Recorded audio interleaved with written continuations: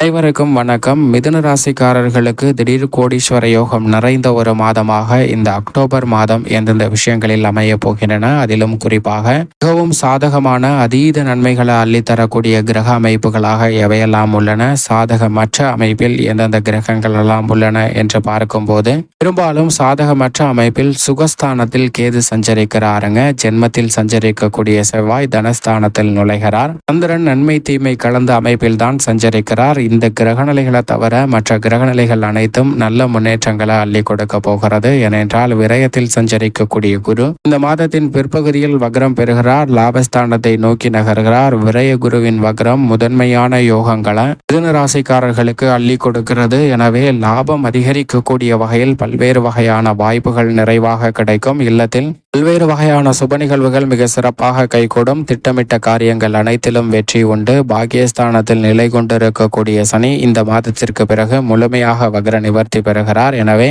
சனியின் அமைப்பாலும் உத்தியோக ரீதியாக சந்திக்கக்கூடிய பல தடைகள் விலகும். தொழில் ரீதியாக இதுவரை இல்லாத அளவிற்கு புதிய வாய்ப்புகள் நிறைவாக கிடைக்கும். திடீர் கோடீஸ்வர யோகம் நிறைந்த ஒரு தருணமாக தொழில்துறை அமைய போகிறது என்பதை ராகு தொழில் ஸ்தானத்தில் சஞ்சரிப்பதாலும் உறுதிப்படுத்துகிறாருங்க. கேது சுகஸ்தானத்தில் சஞ்சரிப்பதால் ஆரோக்கியம் சார்ந்த விஷயங்களில் சற்று கூடுதல் கவனம் தேவை. ஆனால் சூரியன் பிற்பகுதியில் 4லும் பிற்பகுதியில் பஞ்சமஸ்தானத்தில் நுழைவதால் தந்தை வழி உறவு முறைகளில் ஏற்பட்ட மன வருத்தம் நீங்கி ஒற்றுமை அதிகரிக்கும்.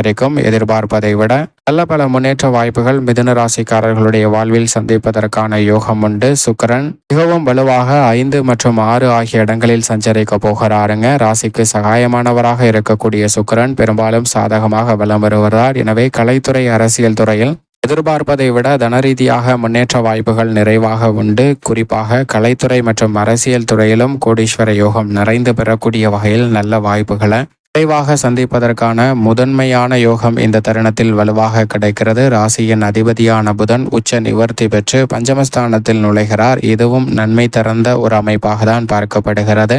எனவே எதிர்பார்ப்பதை விட கல்வியிலும் நல்ல முன்னேற்றம் நிறைவாக கிடைக்கும். சிக்கல்களும் பெரிய அளவில் விலகுவதற்கான யோகம் உண்டு. ஜென்மத்தில் சஞ்சரிக்கக்கூடிய செவ்வாய் ஜென்மத்தை விட்டு விலகுகிறார். எனவே எதிர்பார்ப்பதை விட இந்த தருணத்தில் மங்களகரமான பல சுப நிகழ்வுகளில் இருக்கக்கூடிய காரிய தடைகள் விலகி நீங்கள் எதிர்பார்க்கக்கூடிய காரியங்கள் மிக சிறப்பாக கைகூடும் மாதமாக இந்த அக்டோபர் மாதம் அமைகிறது.